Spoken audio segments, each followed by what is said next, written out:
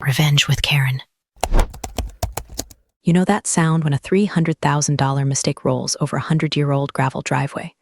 It's a specific kind of crunch. It sounds like arrogance meeting geology, and usually, the geology wins. I was on my knees in the dirt, elbow deep in the prize-winning hybrid teas that Arthur, God rest his complicated soul, had spent 40 years cultivating. The Virginia humidity was already sitting on my shoulders like a wet wool blanket, the kind of heat that makes the air shimmer above the asphalt. I had my grandniece's playlist humming in one earbud and the low growl of the estate's industrial mower buzzing in the distance. My hands were stained green and brown, my nails were shot to hell, and I was wearing a sun hat that had seen 3 presidencies. To the untrained eye, I looked like the help. To the specifically trained eye of Miles Whitmore Roman IV, I probably looked like a smear on the landscape of his new kingdom. Didn't pull up to the front entrance of the manor. No, that would imply he had respect for the architecture.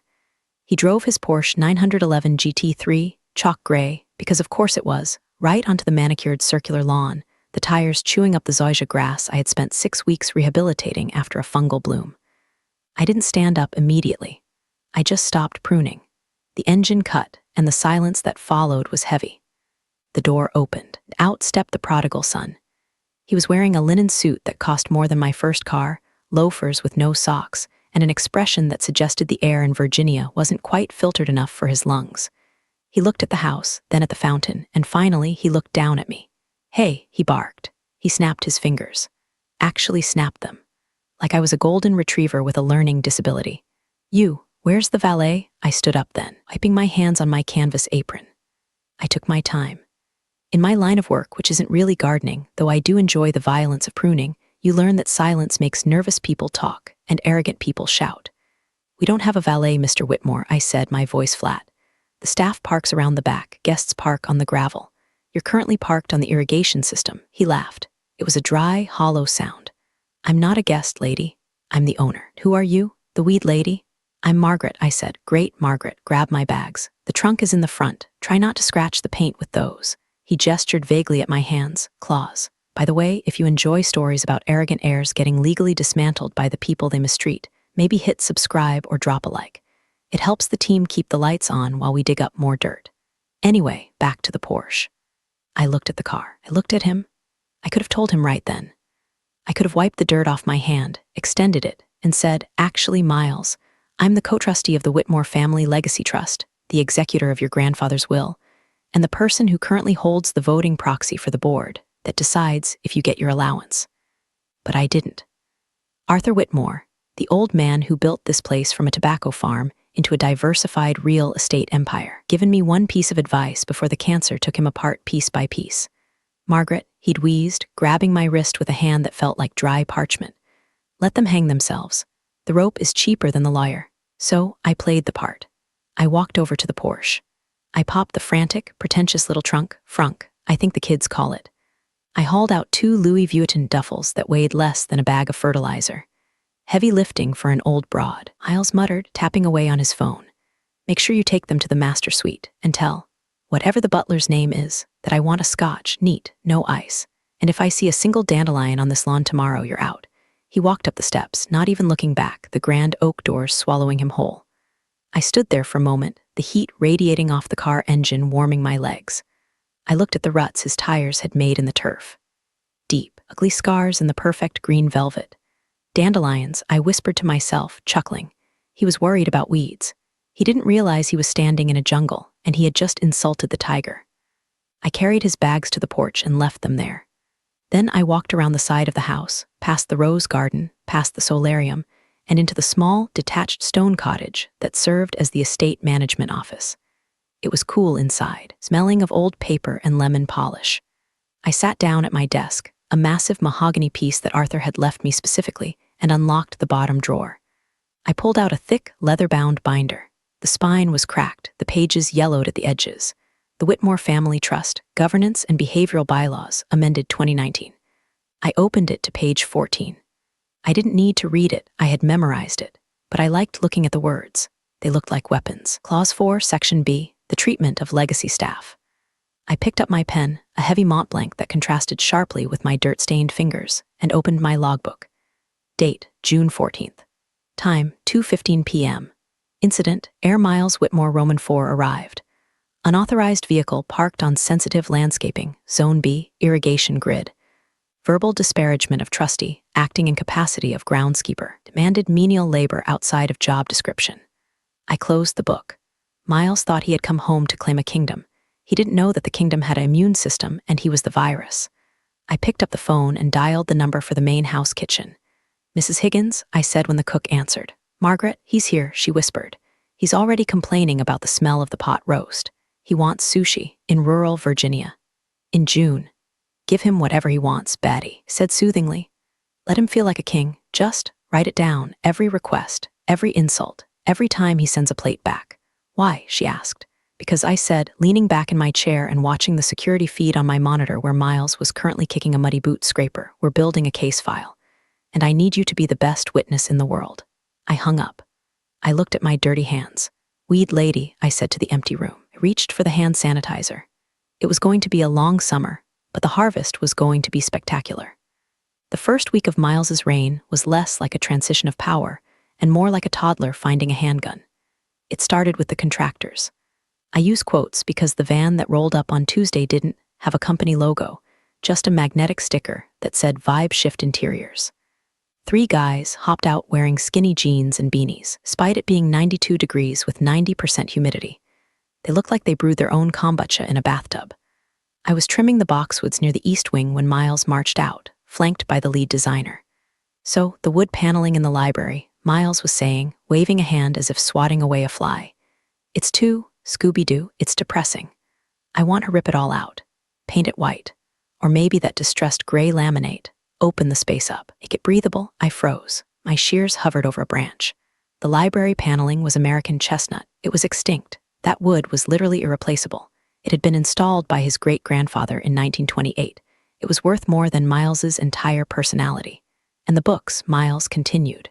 "Who reads anymore? Let's turn the shelves into a sneaker display. I have a collection of Jordans that need a home." The designer nodded enthusiastically. "Totally. Can do floating glass shelves. LED backlighting. Very hype-beast chic." I felt a physical pain in my chest, a tightening right behind my sternum. It wasn't a heart attack. It was the ghost of Arthur Whitmore trying to possess my body to strangle his grandson. I didn't intervene, not yet. Intervention would show my hand. Instead, I waited until they went inside, and then I walked calmly to my cottage, pulled out the historical preservation rider attached to the trust deed. Subsection C. The maintenance of the primary residence's historical integrity.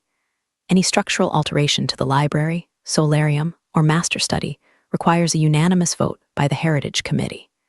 Guess who the Heritage Committee was? Me.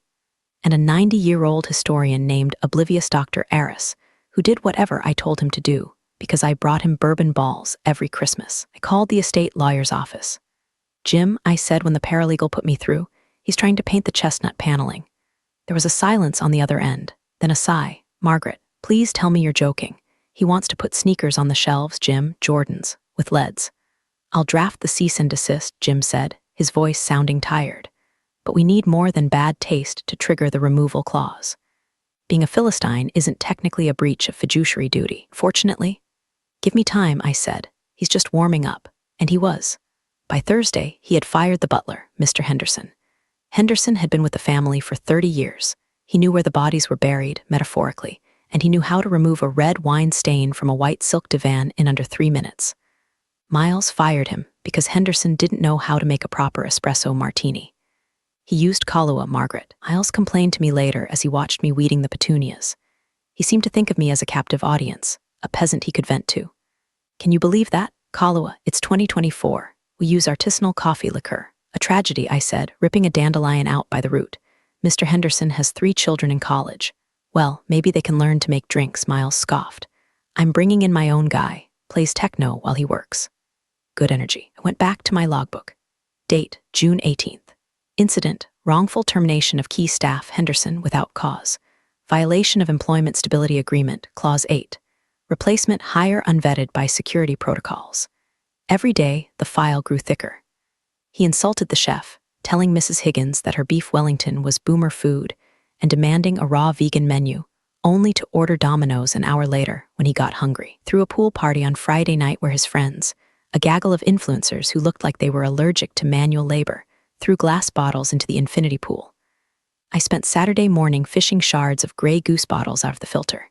"Hey, gardener," Miles yelled from the balcony, holding a mimosa. "Pool looks a little cloudy. Shock it again." I looked up at him. The sun was behind him, turning him into a silhouette of entitlement. "Need to order more chemicals, Mr. Whitmore," I called back. "The budget is tight this month." "Budget?" He laughed. "I'm a Whitmore. The budget is whatever I say it is. Just buy it. Put it on the black card." I smiled. It was a small, dangerous smile that nobody saw because of my hat. The black card, I repeated to myself. He didn't know. He hadn't checked. The black card he was carrying around was linked to the discretionary operations account. And per the trust guidelines, that account had a spending cap that triggered an automatic audit if exceeded by more than 20% in a single quarter. He was currently at 18%. "Yes, sir," I said. "I'll get right on that." I went back to the office and ordered the chemicals. Then I ordered the top-tier imported fertilizer. Then I ordered the new uniforms he wanted for the staff he hadn't fired yet. I pushed the account to 19.5%. I was baiting a trap with luxury. He was eating it up with a spoon. That evening, I sat on my porch, drinking a glass of iced tea, unsweetened because I'm sweet enough, and watched the lights of the manor house blazing. Every light in the house was on. He was burning electricity like he was trying to signal aliens. I opened the trust document again. Clause 12, Fiscal Responsibility and Resource Management. The beneficiary must demonstrate prudent stewardship of estate resources. I took a sip of tea. "Prudent," I whispered. A crash echoed from the main house. The sound of something expensive breaking. I didn't even flinch. I just checked my watch. 8:42 p.m. I noted it in the log. To understand why I wasn't panicking, you have to understand Arthur Whitmore. Arthur wasn't just rich. Rich is owning a Mercedes. Arthur was wealthy. Wealth is owning the dealership, the land the dealership sits on, and the senator who zones the land. Arthur was also paranoid. He had seen what money did to people. He watched his own children turn into vultures, picking at his pockets before he was even cold. 10 years ago, I wasn't just the gardener. I was the estate manager, but my title was buried under layers of corporate obscurity to keep the family from sniffing around. I caught Arthur's nephew, Miles's uncle, a slimeball named Rick, funneling maintenance funds into a shell company in the Caymans. Rick thought he was clever.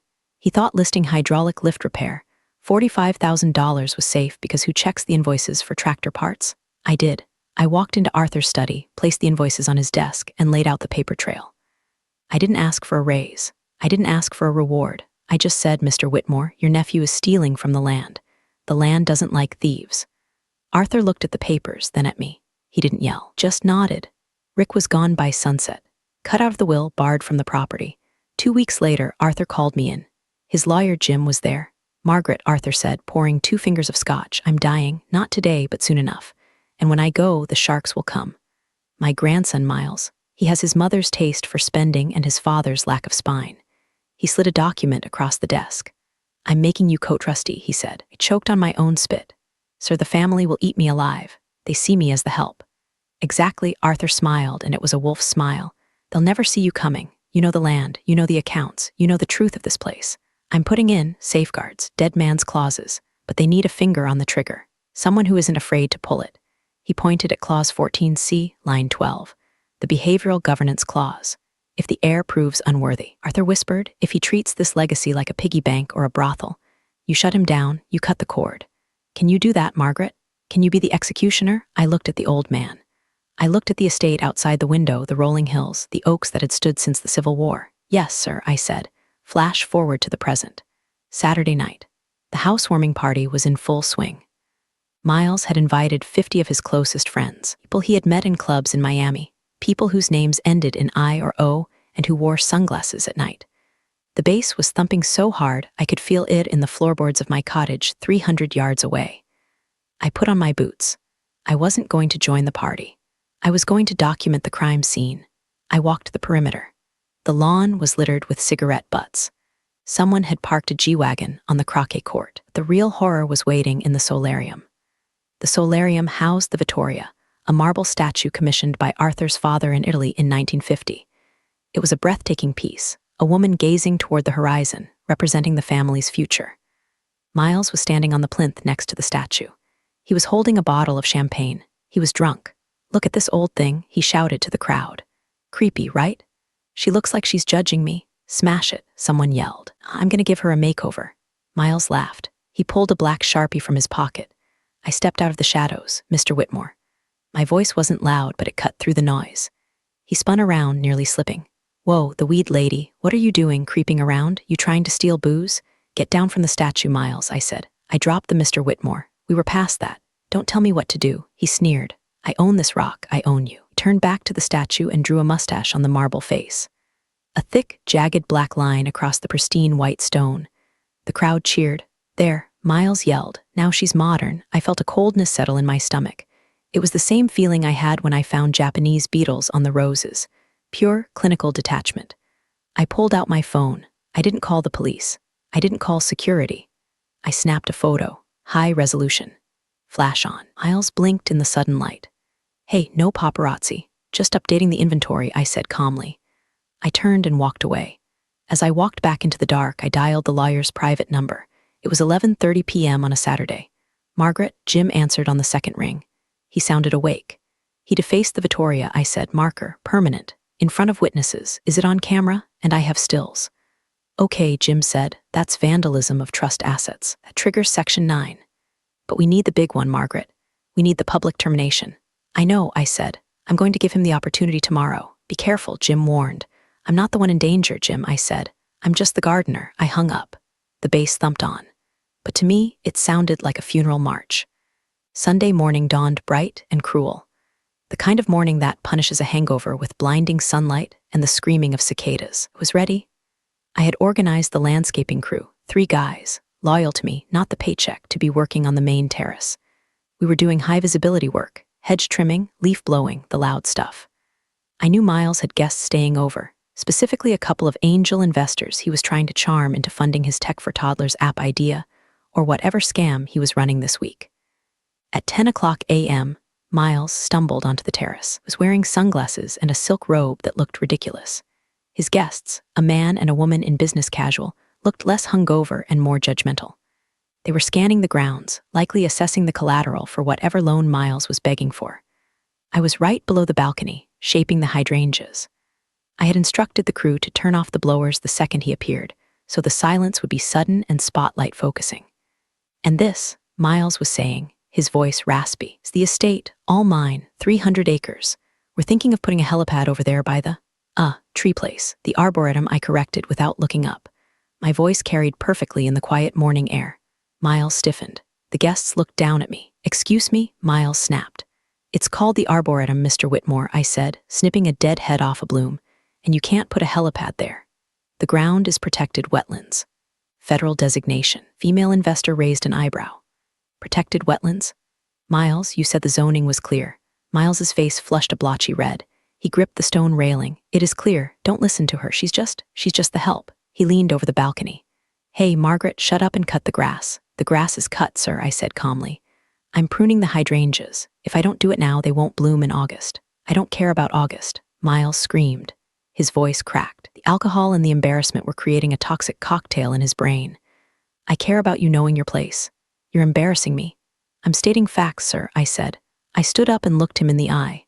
I took off my sun hat. I let him see the gray in my hair and the steel in my eyes. Perhaps if you read the estate survey, you'd know about the wetlands. That was it. The bait was taken. The trap snapped shut. Miles lost it. He completely unraveled, through his mimosa glass. It shattered on the flagstones 3 feet from my boot. You insolent old hag, he shrieked. You think you can talk back to me, in my house, in front of my guests? The investors were taking a step back, looking uncomfortable. The male investor was actually checking his watch. I am the Whitmore, I am the lord of this manor. He actually said that, lord of the manor, you can't make this stuff up. You are fired, he bellowed. The words echoed off the valley walls. Hear me? Fired, get your shit, get off my property. Right now, you and your little crew get out. The world seemed to stop. The birds stopped singing. The crew looked at me terrified. I didn't flinch. I didn't beg, I looked at the guests. Did you hear that? I asked them politely. The man said. He terminated my employment, I said, effective immediately. For cause of insubordination, damn right. Miles yelled, fired, terminated, go. Understood, I said, reached into my apron pocket. I didn't pull out a trowel. I pulled out my phone. I dialed Jim. I put it on speaker, but I held it close. It's done, I said. Did he use the words? Jim asked. He yelled, "You are fired and terminated in front of 2 witnesses and the landscaping crew," I said. "And you have not been authorized for termination by the board." "No, sir." "Okay," Jim said. I could hear the smile in his voice. "Triggering the Inheritance Clause 14C. Freezing assets in 3, 2, 1. I hung up. I looked up at the balcony.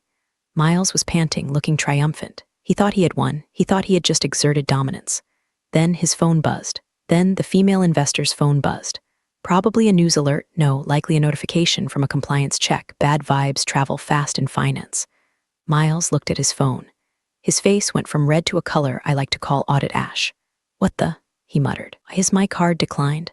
He looked down at me. "I hadn't moved. I told you to leave." He screamed, but there was fear in it now. "I can't, Miles," I said. "I have work to do, and technically." I put my hat back on. "You're trespassing."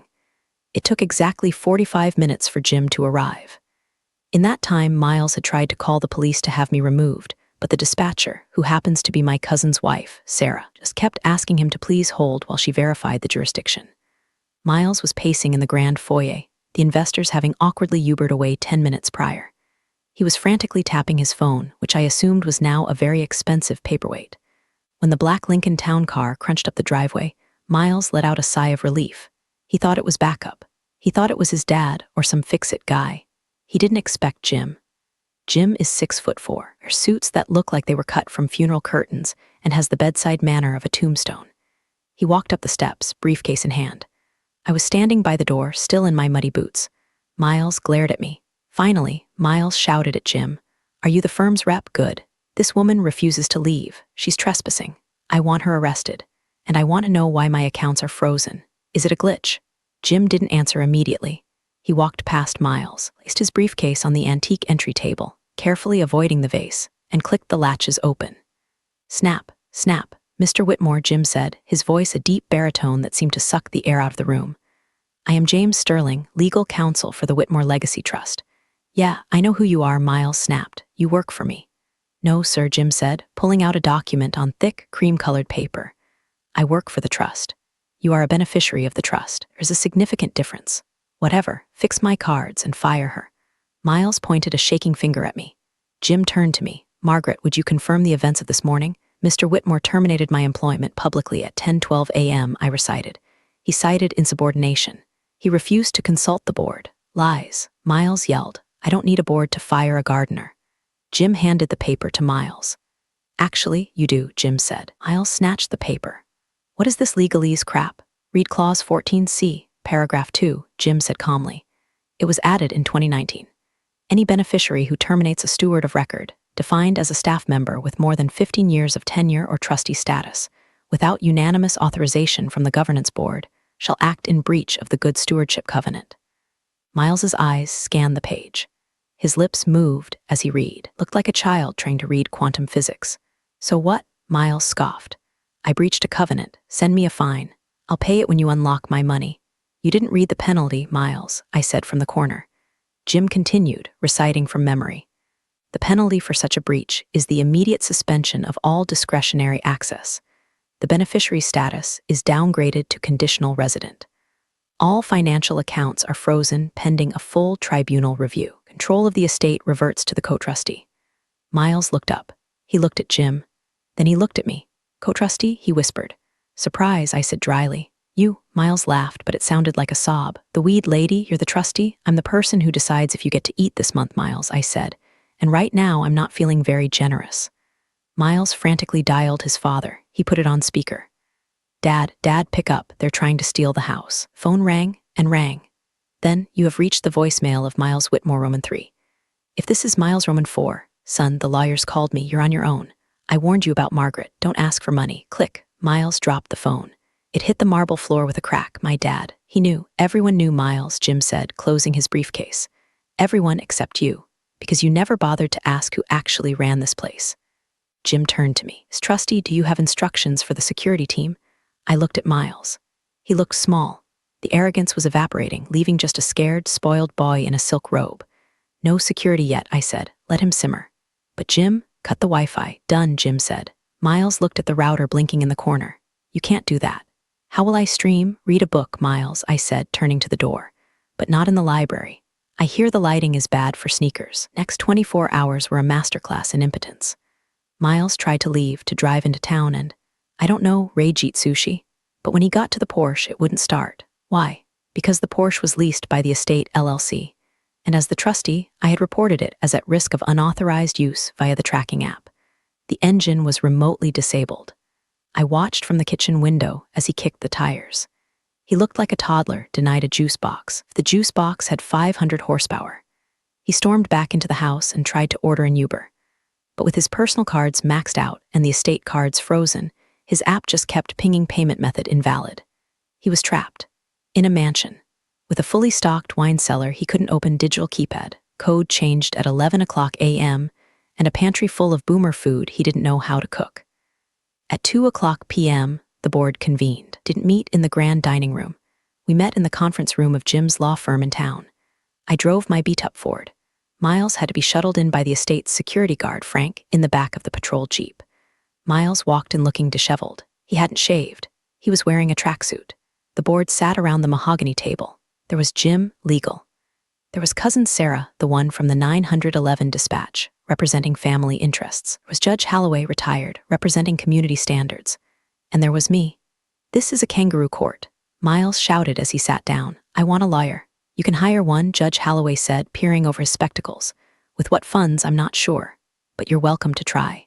We are here to vote on the suspension of privileges, Jim announced. Motion brought by co-trustee Margaret regarding the events of June 14th through 19th. She provoked me. Miles pointed at me. She was disrespectful. She didn't tell me who she was. Did you ask? I said quietly. I shouldn't have to ask. Miles slammed his hand on the table. I'm the heir, you are a steward, I corrected him. Just like me, just like Arthur was. You don't own the land, Miles, you serve it, and you have failed. I slid a folder across the table. Item A, the invoices for the Vibe Shift renovations. Unauthorized structural changes. Item B, the firing of Mr. Henderson, resulting in a potential wrongful termination lawsuit. Item C, the damage to the Vittoria statue. Estimate for restoration, $15,000. Item D, the public termination of the co-trustee. Sarah flipped through the photos of the statue. She shook her head. Grandpa loved that statue, Miles. You drew a mustache on it? Really? It was irony. Miles pleaded. It was art. It was vandalism, Judge Holloway grunted. I call for vote, Jim said. Suspend privileges, Sarah said. Suspend, the judge said. Suspend, Jim said. They looked at me. I looked at Miles. He had sweat on his upper lip. He looked like he was about to cry. Miles, I said, if you had just said thank you when I carried your bags, if you had just learned the names of the people who make your bed, we wouldn't be here. I can change, he stammered. I'll be better. I'll garden. I'll learn the plants. It's too late for the harvest, Miles, I said. Suspend. The gavel didn't bang.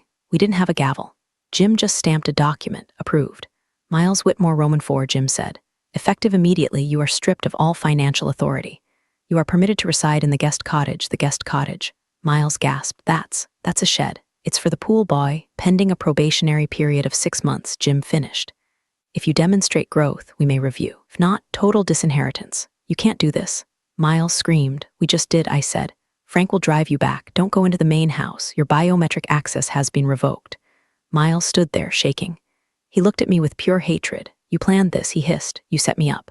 I didn't plant the seeds, Miles, I said, gathering my files. I just watered them. Tuesday was assessment day.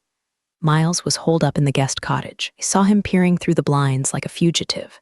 The guest cottage is actually quite nice. 2 bedrooms, a kitchenette. But to Miles, it was basically solitary confinement at Alcatraz. I walked the main house with Mr. Sterling, Jim, and a forensic appraiser named Clark. Clark was a man of few words and many calculators. We started in the library. The paneling, I pointed out. Miles hadn't managed to paint it yet, but the designers had sanded down a patch to test the grain. Clark ran a finger over the scarred wood. American chestnut, old growth. Restoration will require sourcing reclaimed lumber from the 1920s. Expensive, very difficult. He tapped on his iPad. Click. Click, click. Estimated damage, $12,000. We moved to the kitchen. The industrial wolf range, a masterpiece of culinary engineering, was covered in burnt sugar and what looked like melted plastic. Miles had tried to flambe something. Burner replacement. Hood cleaning. Smoke damage to the ceiling tiles, Clark muttered. Click, click, click, $4,500. Then the solarium, the Vittoria. The Sharpie had soaked into the porous marble. We can laser it, Clark said, grimacing. But it might leave a shadow. We'll need a specialist from DC. Click, click, click. $18,000. Tallied it up. In 1 week, Miles had caused roughly $50,000 in physical damages. That didn't include the severance pay for the butler or the legal fees. He's going to sue, you know, Jim said as we walked out onto the veranda. He's in that cottage right now Googling elder abuse and hostile work environment. Let him, I said. He signed the arbitration agreement when he accepted the keys. He says he didn't sign it, Jim noted. Claims you forged his signature on the arrival documents. I stopped. I reached into my pocket and pulled out a USB drive. Remember when he arrived? I asked.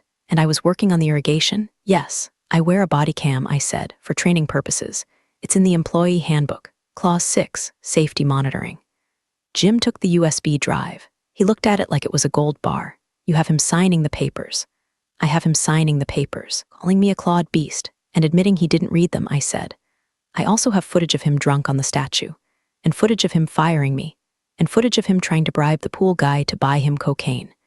Jim pocketed the drive. A slow, shark-like smile spread across his face. Margaret, he said, you are terrifying. I'm efficient, I said. Just then, the door to the guest cottage flew open. Miles stormed out. He was wearing the same tracksuit. I see you, he screamed across the lawn. I see you counting my money. You're thieves. I'm calling the news. I'm going to tell them you kidnapped me. I looked at Clark, the appraiser. Did you get that? I asked. Clark held up his iPad, audio recording active. Threatening behavior noted. Add it to the tab, I said. Miles ran out of steam halfway across the lawn. He stopped, realizing he had nowhere to go. The main house was locked. The cars were dead. The gate was closed. He stood there in the middle of the perfect green lawn. I'm hungry, he yelled. It was a pathetic, childish sound. There's a microwave in the cottage, Miles, I called back, and I left a can of soup on the counter. I hate soup, he wailed. I turned back to Jim. I think we're done here, I said. Prepare the eviction notice for the guest cottage. He's violating the noise ordinance. You're going to kick him off the property entirely? Jim asked. He has to hit rock bottom, Jim, I said, watching Miles kick a sprinkler head. The estate can't heal until the infection is gone. Wednesday morning was the silence after the storm. The estate was breathing again. The birds were singing, the mowers were humming in the distance, driven by the crew I had rehired with a 10% raise, and the air smelled of honeysuckle and justice. I set up a small table on the east veranda. White linen tablecloth, silver teapot, a single china cup, and a plate of Mrs. Higgins's scones, fresh from the oven. I sat there, sipping Earl Grey, watching the sun rise over the valley. It was the seat Arthur used to sit in. I felt heavy but right. At 9:00 a.m., Miles appeared. He looked rough. The guest cottage experience hadn't agreed with him.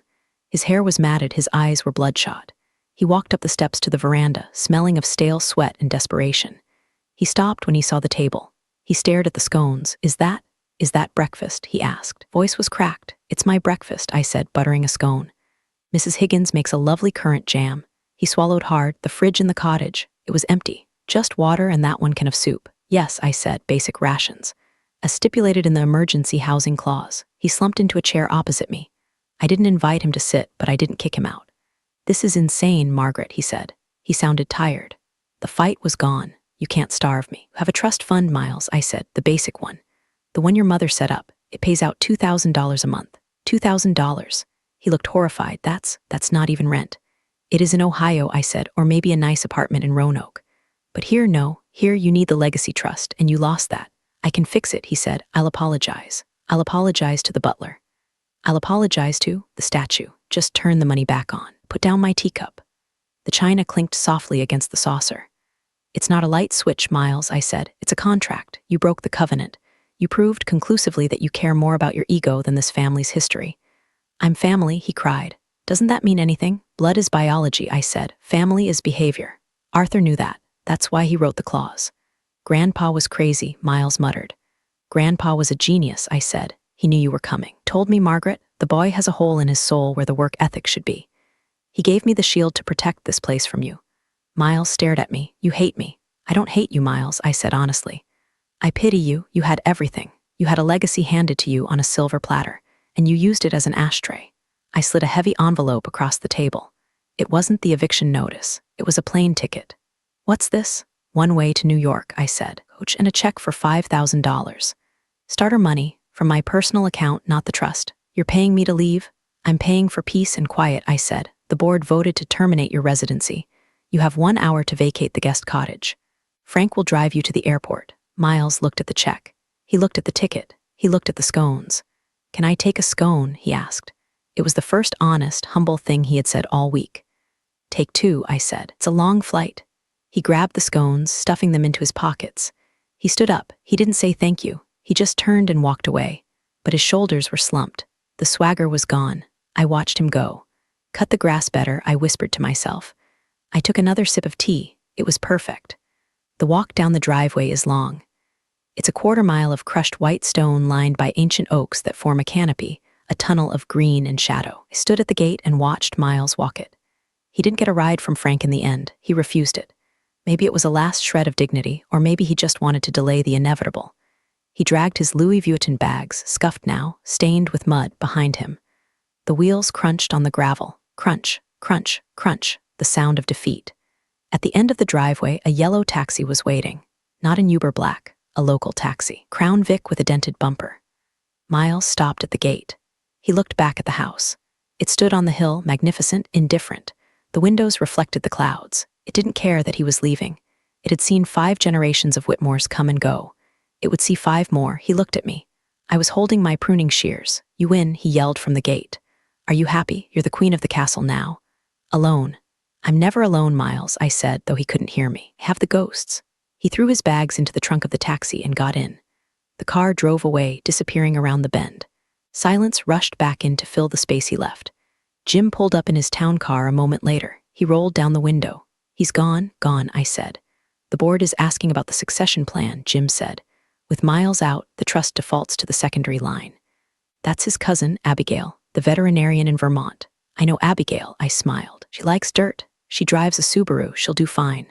"And until then, I said, I'll keep the lights on." Jim nodded. "You know, Margaret, Arthur told me something else before he died." "Oh," he said, "he didn't write Clause 14C. He said you dictated it to him." I looked at the shears in my hand. I remembered that night in the study. Arthur was weak, worried his legacy would crumble. I had taken the pen from his hand. I had written the words, "Good Stewardship Covenant." "Arthur was a romantic," I said. "He believed in blood." "I believe in contracts." Jim laughed. "Remind me never to cross you, Margaret." "Just don't park on the Zoysia," I said. Jim drove off. I was alone at the gate. I took a deep breath. The air smelled of rain coming. Good. The hydrangeas needed it. I walked back up the driveway. I didn't go into the house. I didn't go to the master suite or the wine cellar. I went to the tool shed, put on my canvas apron. I sharpened my shears. I filled a bucket with fertilizer. There was a patch of weeds near the solarium that needed attention. The roots were deep, but I was patient. I knelt in the dirt. I dug my hands into the soil. Some people think power is a corner office or a black credit card. They're wrong. Power is deciding what grows and what gets cut. I pulled a weed, roots and all, and tossed it on the pile. "Cut the grass better," I chuckled. I turned on the sprinkler. The water hissed, a lovely serpentine sound. We were all healed. Life doesn't always hand out clean endings, but sometimes it gives you exactly what you need. Thanks for listening. Until next time.